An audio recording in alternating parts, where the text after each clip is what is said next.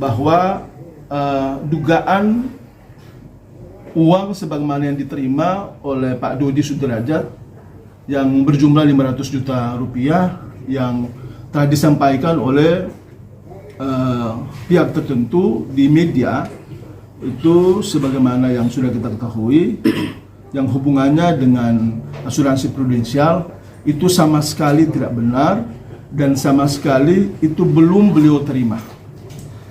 Kami juga sudah berdiskusi hal itu dengan beliau bahwa insya Allah bila mana saatnya masalah ini sudah kami concern untuk mengurusnya, maka beliau sendiri juga menyampaikan bahwa itu juga nanti akan diberikan kepada anak daripada almarhum maupun almarhumah, dalam hal ini anak kita Gala. Jadi ini yang juga kami perlu tegaskan agar juga masyarakat juga perlu tahu sehingga jangan sampai dari pihak Pak Dodi selalu dihujat, selalu dibully, selalu dicemarkan dengan kata-kata bahasa yang kemudian tidak baik, tidak pantas. Karena sebetulnya salah satu yang menjadi pokok permasalahan yang selama ini dipersoalkan oleh masyarakat adalah itu. Seolah-olah beliau sudah menerima uang 500 juta. Kami juga selaku pengacara beliau juga ingin menegaskan, sekaligus juga memberikan perhatian khusus dan mau memberikan semacam warning kepada pihak-pihak yang menuduh atau melakukan tudingan itu agar kiranya di kesempatan yang baik ini kami berikan kesempatan 3x24 jam agar yang bersangkutan meminta maaf di hadapan publik. Yang bersangkutan tuh siapa sih, Bang? Siapa, Bang? Sebutin aja, Bang. Kalau inisialnya F. Inisialnya F. Saya kira teman-teman media juga pasti tahu itu. Perempuan, Bang, ya? Laki-laki atau perempuan, Bang? Perempuan. Ada hubungan saudara, Bang? Sama Masih ada hubungan saudara sama almarhum. Adik almarhum gitu tegasnya, Bang? Adik ipar. Ya, adik ipar apa ade ya, saya kurang begitu jelas. Tapi itu yang kemudian kita dapat di media. Kami meminta agar yang bersangkutan segera meminta maaf 3x24 jam melalui kami selaku pengacaranya. Kalau tidak ya pasti kita akan proses hukum. Dan ini sudah mencemarkan nama baik. Hanya permintaan maaf aja, Bang? Kita di kesempatan tahun baru yang baik ini, klien kami juga menyampaikan bahwa kita pengen semua adem-adem saja. Sebetulnya yang dilakukan saat ini adalah lebih kepada bagaimana mendudukan semua permasalahan ini dalam konteks hukum. Jadi tidak ada sifat iri, dengki, apalagi yang biasa disebut maruk dan lain sebagainya, itu tidak ada sama sekali. Yang ada hanyalah kita ingin agar pertumbuhan Gala ke depan itu tidak ada beban psikologi masa lalu, tidak ada beban sejarah yang dipikul oleh ananda kita ini.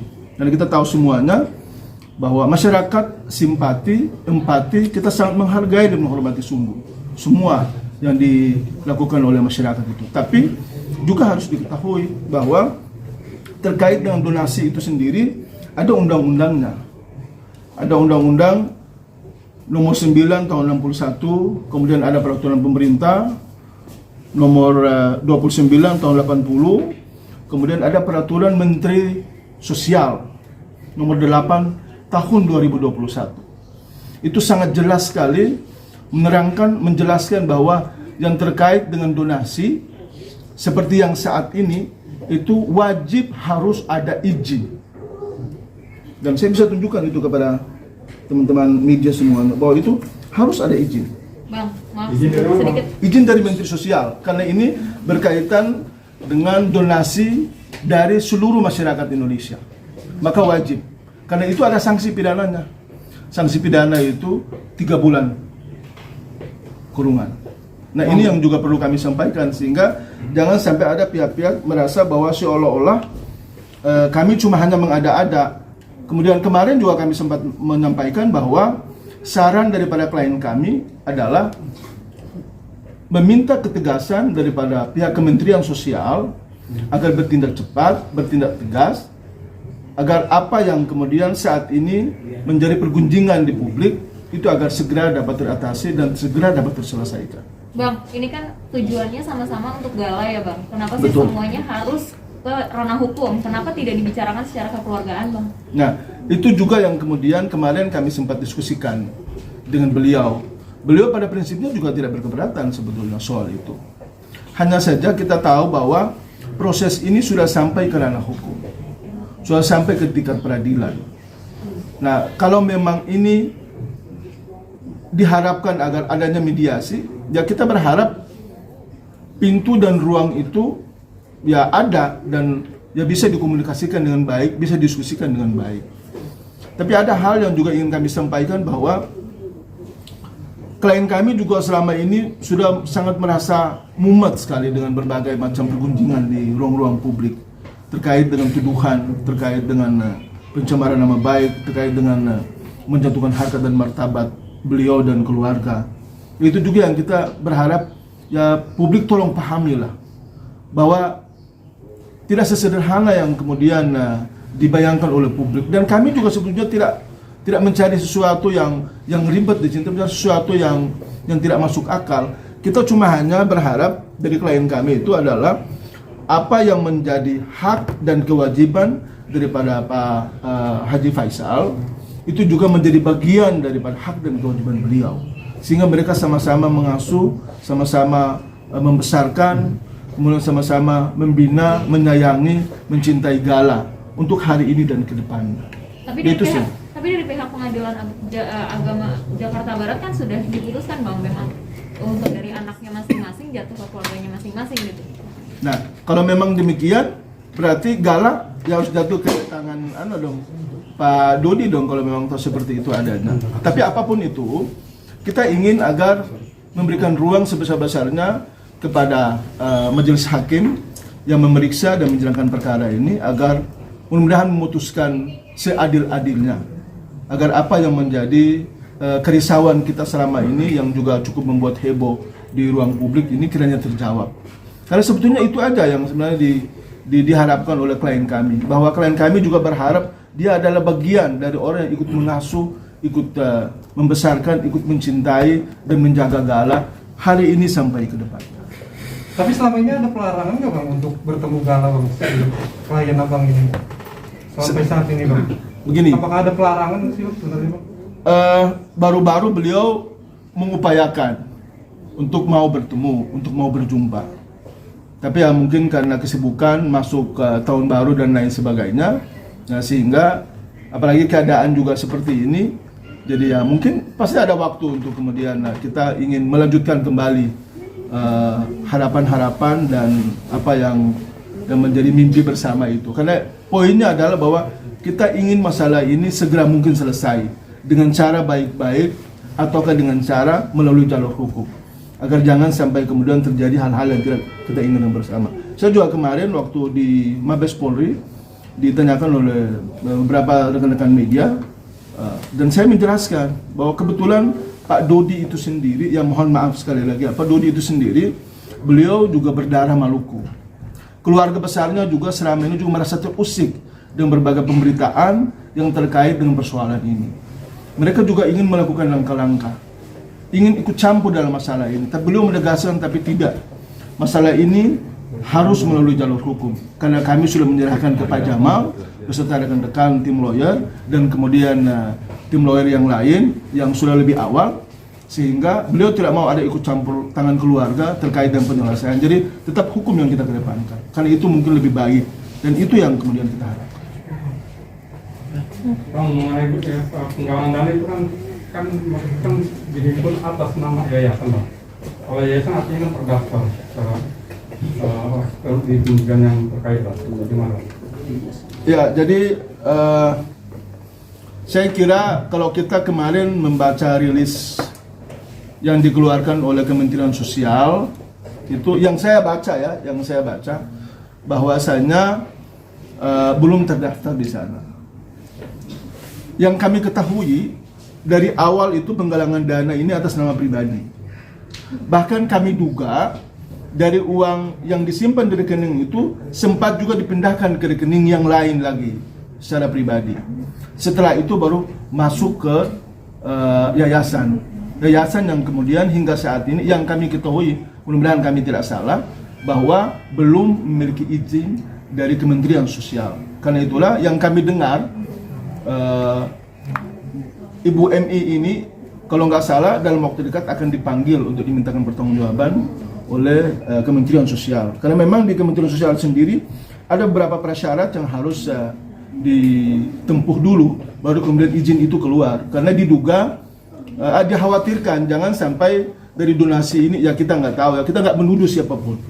Tapi bisa saja kemudian dari donasi seperti ini bisa disalahgunakan untuk hal-hal yang pada akhirnya nanti akan menimbulkan masalah baru. Ya misalnya ya mungkin untuk ya membeli barang haram misalnya, ataukah ya membiayai sebuah gerakan-gerakan yang pada akhirnya bisa ya, mengganggu stabilitas dan keamanan negara. Karena itulah kemudian kenapa Kementerian Sosial hadir untuk itu. Dan untuk poin yang ini kita serahkan sepenuhnya kepada Kementerian Sosial. Teman-teman boleh silakan tanya ke Kementerian Sosial bahwa sudah seperti apa dan bagaimana. Tapi yang pasti yang kami ketahui sesuai dengan regulasi yang ada, kami tidak mengada-ada, kami tidak mengarang bahwa itu wajib harus ada izin terlebih dahulu baru dilakukan penggalangan donasi itu. Saya boleh bacakan poinnya yang tidak membutuhkan izin. Kalau yang tidak membutuhkan izin itu adalah, saya bacakan ya biar jadi jelas supaya jangan ada dusta di antara kita ini. Kalau tidak nanti dipikir ini lawyernya cuma hanya ngarang-ngarang aja ini.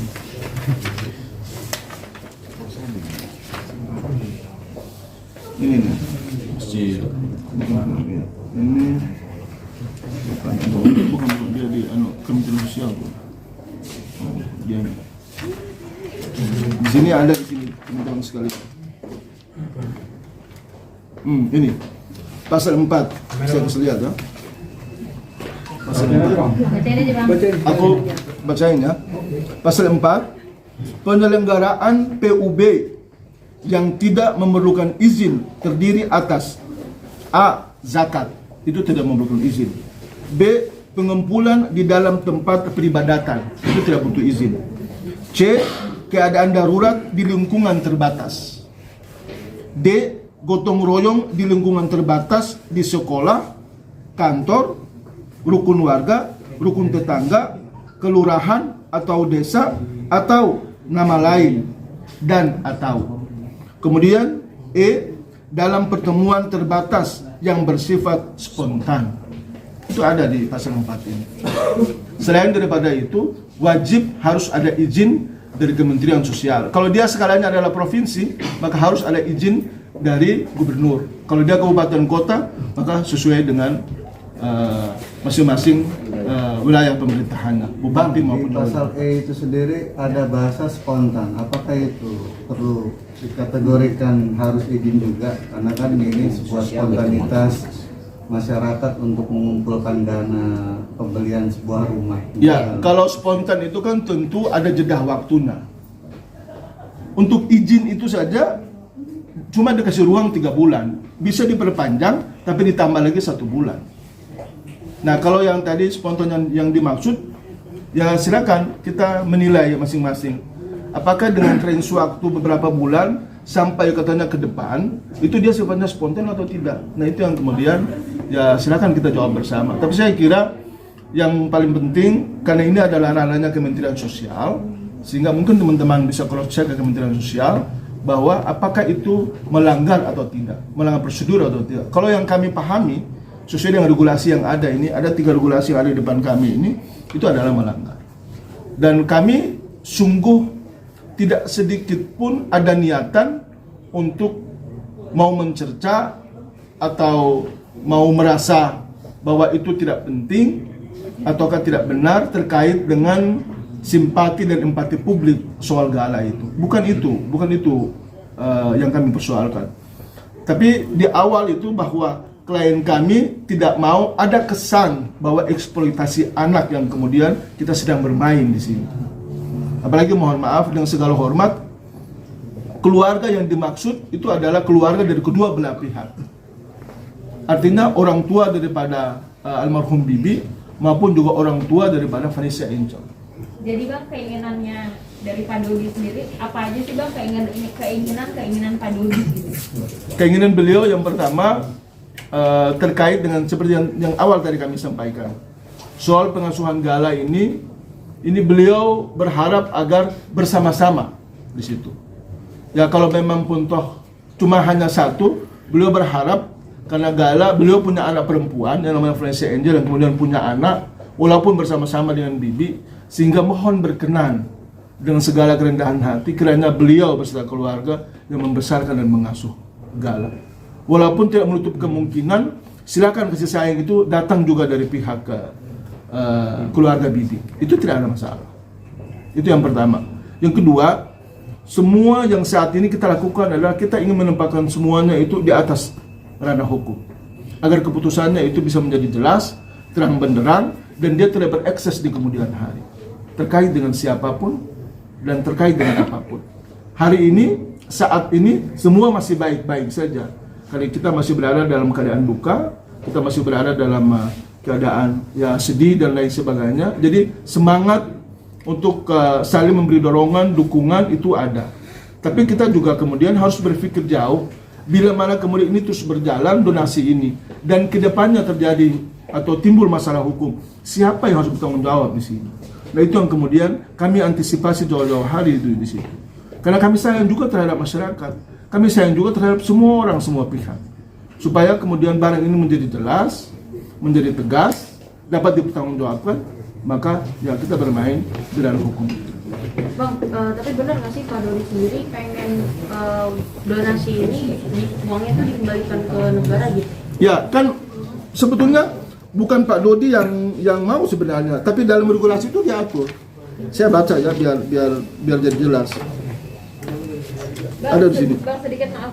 Ya. Tapi kenapa sih sampai di sebegininya gitu Bang? Karena ini kan juga untuk cucunya juga gitu loh. Dan sebetulnya begini, kita menghargai lah, menghormati siapapun yang memberi empati dan simpati. Tetapi kalau kemudian dia terbuka, kemudian dia ya tidak dibicarakan dulu baik-baik, tidak disepakati seperti apa modelnya, lalu bagaimana tata aturannya dan sebagainya, maka itu mungkin kalau ini yang ditempuh dari awal ya mungkin tidak ada soal kalau memang semua menyepakati. Tapi kan kemudian ini dia berjalan mengalir seperti itu aja dan kemudian diinisiasi oleh Ibu MI tadi dan kemudian dia bergulut bahwa ini juga mungkin beliau ya tidak punya maksud apa-apa, hanya karena soal beliau simpati aja. Tapi kan kemudian kita tidak mau agar niat baik kita ini di ujungnya nanti ada masalah hukum di kemudian hari. Oke. Karena Bang, apa karena merasa nggak dilibatin hingga akhirnya jadi seperti ini gitu Bang?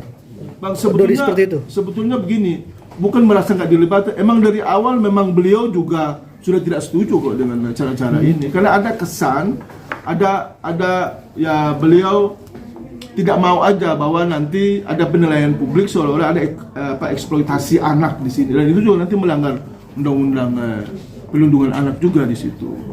Nah, karena itulah kemudian tadi seperti pertanyaan dari rekan media tadi, ya kita meminta karena di undang-undangnya bilang kalau proses daripada penggalangan dana itu tidak sesuai dan belum mempunyai izin, maka akan disita itu oleh Kementerian Sosial, oleh negara dalam hal ini. Dan itu ada dalam regulasinya.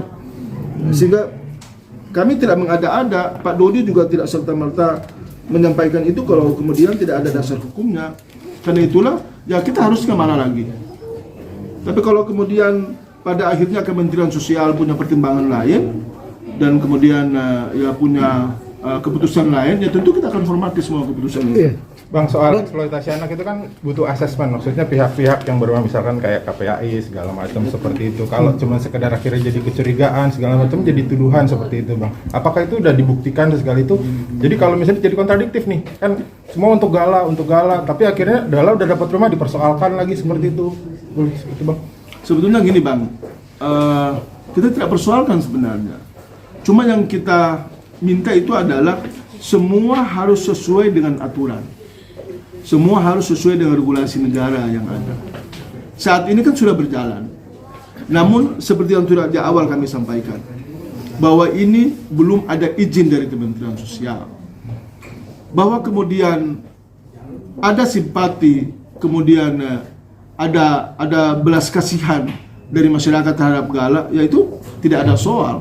Tapi kan kemudian ya kita juga patut menduga, kita juga patut mengkhawatirkan apa yang terjadi ke depannya.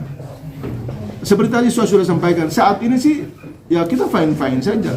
Tapi kemudian siapa tahu bahwa di kemudian hari ini tidak akan ada masalah hukum di sini. Padahal sudah ada masalah hukum saat ini. Sudah ada sekarang masalah hukum. Nah itu aja yang kemudian saya kira perlu kami luruskan sehingga ya kita sama-sama bisa mengetahui. Oh ya, satu hal lagi, bahwa malam tahun baru kebetulan Pak Dudi dan keluarga itu ya alhamdulillah melakukan pengajian, kemudian bagi-bagi sembako terhadap anak yatim di Bekasi, dan itu dibuat semua ya dengan keikhlasan sebagai tanggung jawab keluarga yang ditinggalkan oleh almarhum maupun almarhumah. Kita berharap mudah-mudahan kita semua doakan agar almarhum dan almarhumah diampuni segala dosa-dosanya, dilapangkan kuburnya, diterangkan alam kuburnya, dan ditempatkan di surga Allah Subhanahu wa taala. Amin. Terima kasih ya, Bang. Terima kasih.